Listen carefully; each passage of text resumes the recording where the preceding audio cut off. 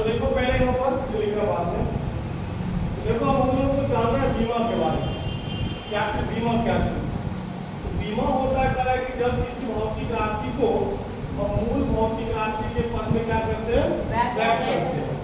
तो मूल भौतिक राशियों के भाग को क्या कहेंगे, उस भौतिक राशि की बीमा। ठीक है, मूल भौतिक राशि क्या क्या है? ये 7 मूल भौतिक राशि है, सबका नाम लिखा हुआ नीचे। पहला देखो भौतिक राशि, उसकी बीमीय संकेत क्या होता है? अगर लंबाई जो है उसका बीमा क्या होगा, लंबाई का बीमा क्या होगा, एल होगा। लंबाई के लिए क्या बीमा यूज करेंगे, एल यूज करेंगे। द्रव्यमान के लिए क्या यूज करना है, एम यूज करना है। और समय के लिए हाँ टी को यूज करेंगे। समय जब होगा टाइम तो उसके लिए टी कैपिटल यूज करना है। विद्युत धारा के लिए कैपिटल ए या कैपिटल आई यूज करना है। ताप के लिए के या थीटा को यूज करेंगे। ज्योति तीव्रता के लिए सीडी यूज करेंगे। ठीक है, और अब क्या करना है कि पदार्थ की जो मात्रा होगी उसके लिए क्या यूज करना है, कुछ नहीं, वो केमिस्ट्री का है और हमारे यहाँ आ गया है तो उसका हम मात्रक में जगह दे दिए हैं, लेकिन उसको क्या करना है, कोई बीमा उसका नहीं होता। ठीक है, बीमा नहीं।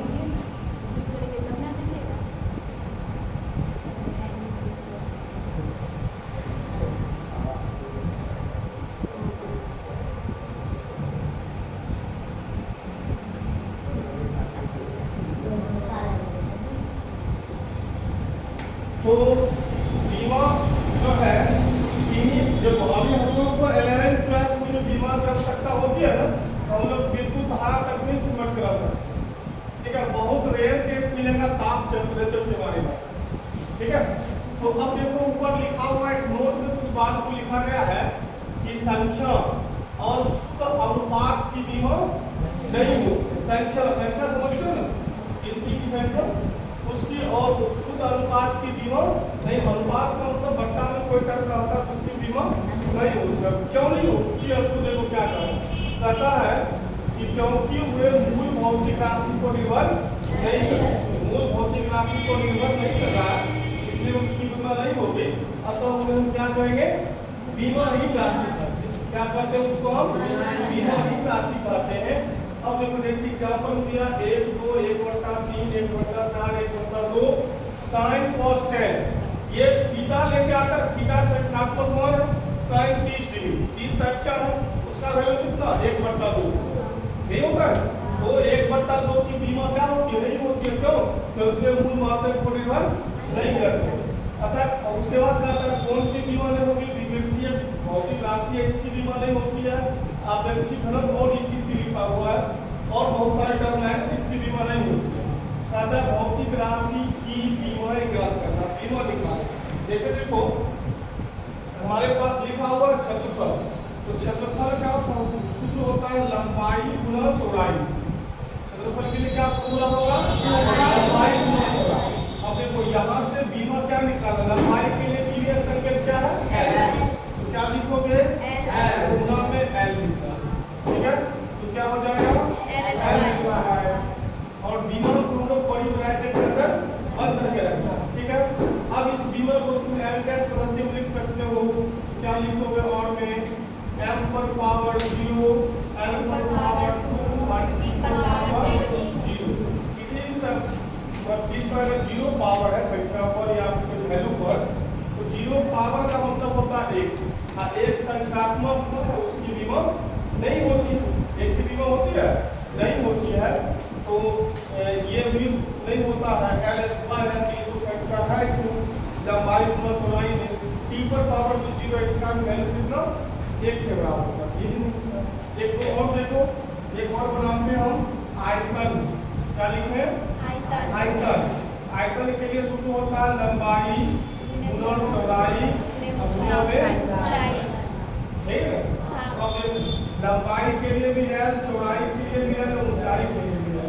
तो क्या हो जाएगा ये एल क्यूब बाई इसकी बीमा लिखोगे तो बुक में आता है लिखा हुआ m पर पावर 0, m पर पावर 0, l पर पावर 3, l पर पावर 3, t पर पावर 0, t पर पावर 0।